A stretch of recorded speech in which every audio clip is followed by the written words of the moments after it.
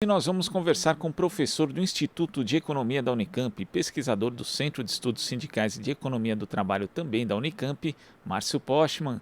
Bom dia, Márcio. Muito bom dia. Satisfação estar com você novamente. Satisfação é nossa.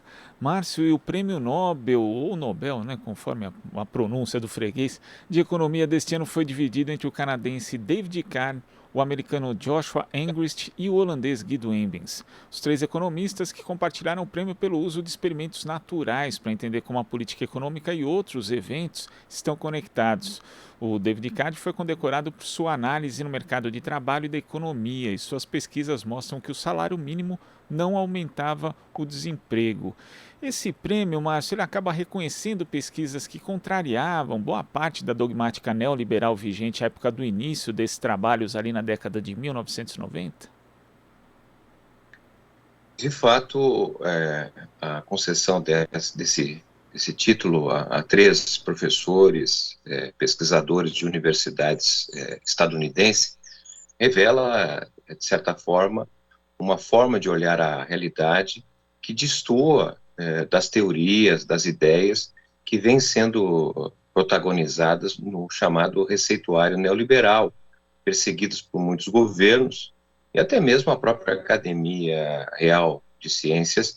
A Suécia tem, na verdade, valorizado ao longo do tempo economistas, estudiosos que, de certa maneira, defendiam o receituário neoliberal.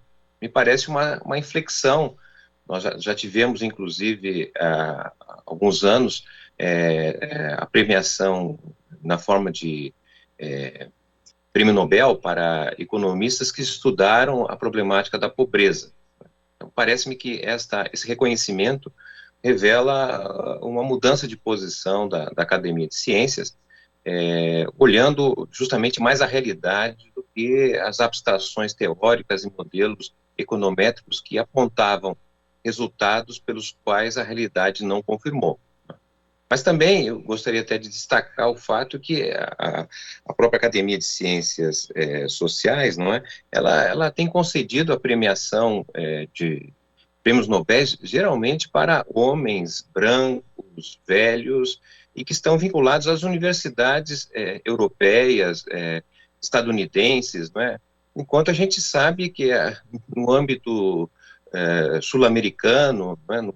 Na África, na Ásia, há uma série de estudiosos, economistas também reconhecidos que já têm produzido estudos nessa mesma dimensão e com muito maior anterioridade, porém não são reconhecidos. É só apenas para destacar esse aspecto que os prêmios Nobel ficam basicamente na linha do norte e não do sul. E essa é uma observação importante, Márcio, porque muitos estudos, inclusive, apontando, né, para o mesmo sentido do David Card e dos outros dois economistas que foram laureados com o prêmio Nobel, têm sido desenvolvidos, inclusive até aqui na América do Sul, no Brasil também. Sim, exatamente isso. Quer dizer, há toda uma produção crítica produzida na América Latina, para apenas situar um espaço, mas poderíamos falar também da África, poderíamos falar da Ásia, não é? Universidades, pesquisadores, estudiosos que se insurgiram ao pensamento neoliberal, não é? E de forma muito corajosa, até mesmo perseguidos, mantiveram sua posição, olhando justamente a realidade, para demonstrar, não é, que as políticas neoliberais, políticas que buscam reduzir o salário mínimo, por exemplo, não elevariam o nível de emprego, né? E tampouco o aumento do salário mínimo comprometeria o nível de emprego, como revelaram vários estudos dos professores dos Estados Unidos, né? Mas nós temos uma bagagem na América Latina, no Brasil, no âmbito da teoria crítica, que tem demonstrado isso e que justificaram, inclusive no caso brasileiro, né, as opções que foram feitas durante os governos do PT, né, que durante o período que governou o Brasil, o PT elevou o salário mínimo em mais de 70% em termos reais, e ao contrário do que diziam aqueles que defendiam o receituário neoliberal no Brasil e mesmo fora, nós não tivemos queda no nível de emprego. Pelo contrário, foram mais de 20 milhões de empregos abertos no Brasil com a elevação do salário mínimo. Nós estamos agora num período em que o salário mínimo não tem mais reajuste acima da inflação. Inclusive, ele tem acusado perdas em termos de poder aquisitivo, não é? embora o salário mínimo tenha perdido poder aquisitivo, nós, infelizmente, não observamos que o emprego reage. Pelo contrário, o nível de emprego não está aumentando e, por isso, convivemos com queda no salário mínimo em termos reais e uma amplitude do desemprego inegável, né? Então, apenas para chamar atenção nesse sentido, não é que os estudos já existem há mais tempo, feito por outros, mas, de toda maneira, o importante nesse momento é que a premiação do Nobel está sendo concedida a pelo menos economistas de uma linha mais heterodoxa, né, que procuram sair do espaço da sua universidade e fazer pesquisas na realidade para comprovar o quanto as opções políticas, né, estão sendo desfavorecidas aos pobres, à população em geral. Agora, Márcio, você cita essa questão do salário mínimo, né? Muita gente, quando analisa a redução da desigualdade social-econômica que pôde ser constatada ali durante boa parte dos governos Lula e Dilma também, fala do Bolsa Família, da importância. Ele, de fato, é importante do ponto de vista social e também do ponto de vista econômico, no sentido de fomentar a economia. Mas o salário mínimo, também a política de valorização que esteve em vigor aqui no Brasil informalmente desde 2005, mas já sob forma de lei desde 2007, ela também foi muito importante, não só para a redução da desigualdade, mas também foi um dos motores do crescimento da economia, inclusive servindo ali como uma forma de proteger a população na crise de 2008 e 2009, Márcio? Sim, eu concordo plenamente com essa afirmativa, e não apenas nos governos do PT, também se a gente olhasse um pouco mais para trás, na época em que o salário mínimo foi criado, nos anos 50, em que ele teve uma elevação também significativa, o comportamento do mercado de trabalho foi muito positivo, né? Então, nesse sentido, é importante ressaltar a coerência que há em se incluir os pobres no orçamento através, por exemplo, da elevação do salário mínimo, que traz consigo a própria majoração de valores que estão vinculados à política social, à previdência, assistência social, por exemplo, porque é uma vinculação do salário mínimo com essas outras formas de pagamento, não é?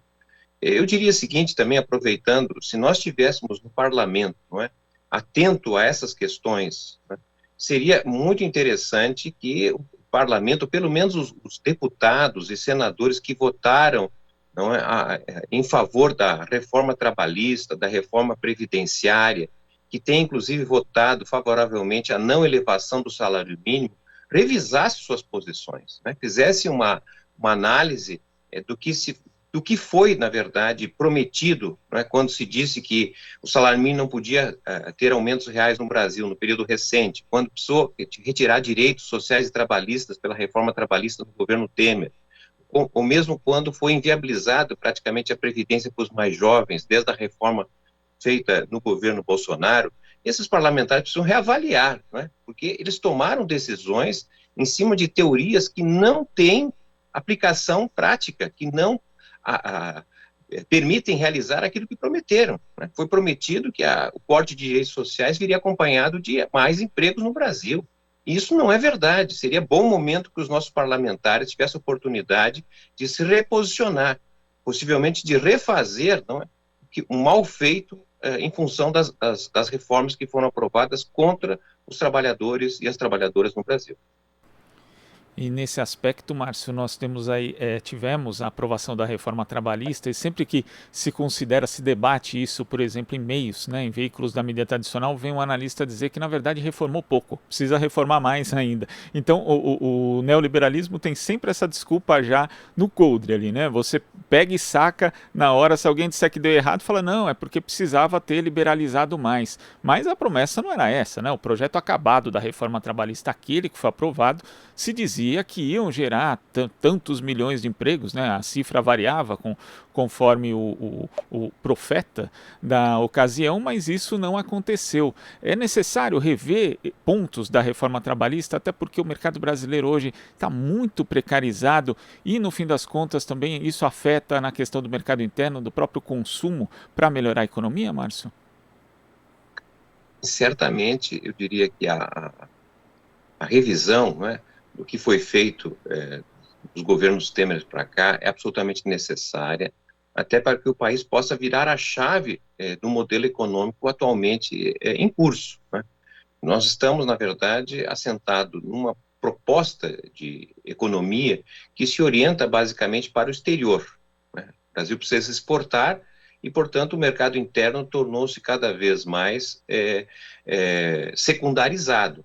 E, nesse sentido, políticas que visam melhorar, distribuir a renda, melhorar o poder aquisitivo, estimulariam o consumo interno, e, ao estimular o consumo interno, passa a ser desinteressante para este modelo econômico voltado para o exterior.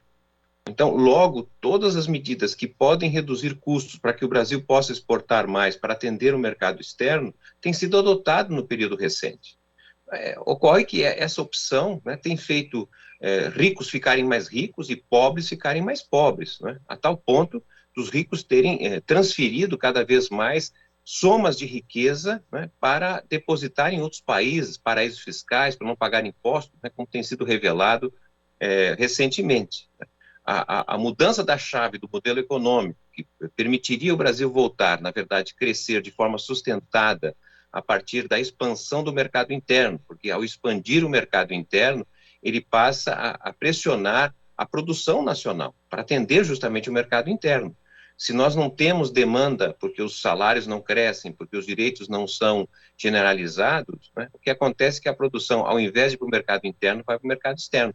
E isso não faz o Brasil grande, isso não faz o Brasil justo, isso não faz um Brasil que pode solucionar a fome, lamentavelmente hoje, invadindo diversos lares dos brasileiros. E, Márcio, dois deputados do PT, Bongás e Gleisi Hoffmann, que é presidenta nacional do partido, tem um projeto tramitando desde 2019 na Câmara que recria o cálculo do salário mínimo com reajuste anual baseado no índice da inflação mais a variação do PIB do ano anterior. Você acha que seria fundamental nesse cenário que a gente tem hoje, né, decorrente de uma crise sanitária, também de uma crise econômica, que se tornou, né, os dois combinados, uma crise social, a aprovação de um projeto desse ou similar? Eu entendo que projetos desse sentido são muito importantes de serem considerados nesse ambiente de que o Brasil possa voltar a recuperar a atividade econômica, né? É importante lembrar que nós estamos em 2021 e possivelmente o resultado econômico deste ano não permitirá que o Brasil volte a ter o nível de riqueza consagrado em 2014, ou seja, já são vários anos em que o Brasil vive uma situação de decrescimento econômico. A gente não conhecia essa palavra, e muito menos a realidade, que a cada ano a economia fica menor do que era em relação ao ano anterior. Então, este quadro está inserido num ciclo vicioso, né, que o governo corta direitos, evita que o salário mínimo cresça e, portanto, reduz o consumo. Reduzindo o consumo da população tem menos produção tem menos arrecadação, ou seja, é um circuito que precisa ser rompido. E esse rompimento me parece necessário a partir de uma decisão política. E, portanto, projetos como esses apresentados, que fazem com que o salário mínimo possa novamente a ter incorporação real, voltar a crescer, para permitir que a população possa se alimentar melhor, consumir melhor, é, de certa maneira, parte necessária de um projeto que altere os rumos do Brasil, né? Infelizmente, o nosso quadro aponta, na verdade, uma espécie de cancelamento de futuro, porque não há futuro num país que não cresce, que não gera emprego e convive com deslocamento da riqueza para outros países e, ao mesmo tempo, uma inflação que está correndo ainda mais o poder aquisitivo da população, que não tem para onde recorrer. Márcio, a gente já está chegando ao final da entrevista, mas antes queria que você fizesse uma análise de novo em relação ao Prêmio Nobel da Economia, o David Carr, que ele fez ali, o primeiro emprego dele foi na Universidade de Chicago, né, que representou durante muito tempo as ideias mais dogmáticas do chamado livre mercado, principalmente ali nos anos 70, que quando se formou a geração chamada de Chicago Boys. E o ministro da Economia, Paulo Guedes, também fez doutorado ali na Universidade de Chicago e propaga essas ideias até hoje, mas muitos avaliam que mesmo essa universidade, que foi ali um centro importante né, junto com Milton Friedman ali à época, para propagar essas ideias dogmáticas do neoliberalismo, já não é mais a mesma, já não pensa mais aquilo. Mas ao que parece, Paulo Guedes continua parado ali nos anos 70. A gente dá para qualificar o trabalho do Ministério da Economia até agora por aquilo que acredita e por aquilo que implementa no Brasil como também anticientífico, Márcio, já que ignora diversas contribuições no campo da economia em universidades de todo o mundo? Veja, o nosso ministro da Economia, ele é um ideólogo, antes de qualquer coisa, né? E tem por trajetória um operador do mercado financeiro, né? Portanto, ele é um especialista no mercado financeiro, mas infelizmente pela sua atuação, pelas falas, não é? Nos parece mais um ignorante a respeito do que é o Brasil nos dias de hoje, parece desconhecer o passado brasileiro e continua a fazer, não é, da sua atuação uma defesa inconsequente, eu diria assim, da ideologia que tem. E uma ideologia que foi forjada quando estudou, não é, como bolsista brasileiro. É importante que se diga que ele teve o privilégio de estudar fora do Brasil, não é, financiado por bolsa dos contribuintes brasileiros, e lamentavelmente ele não retorna ao povo brasileiro aquilo que se esperaria de quem viveu uma parte da sua vida sobre a qual talvez não seria suficiente ou necessário que ele pudesse estudar fora e aprender. Lamentavelmente, o que nós temos hoje é, a meu modo de ver, alguém que vive como se fosse um astronauta orbitando fora do Brasil e defendendo teses que não têm, infelizmente, alguma aplicação na realidade brasileira.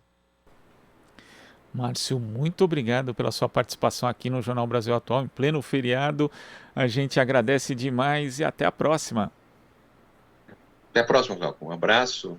Prazer estar contigo, com todos que nos acompanham. Abraço, o prazer é nosso.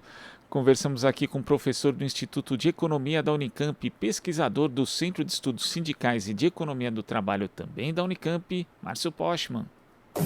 Você está ouvindo Jornal Brasil Atual. As notícias que os outros não dão.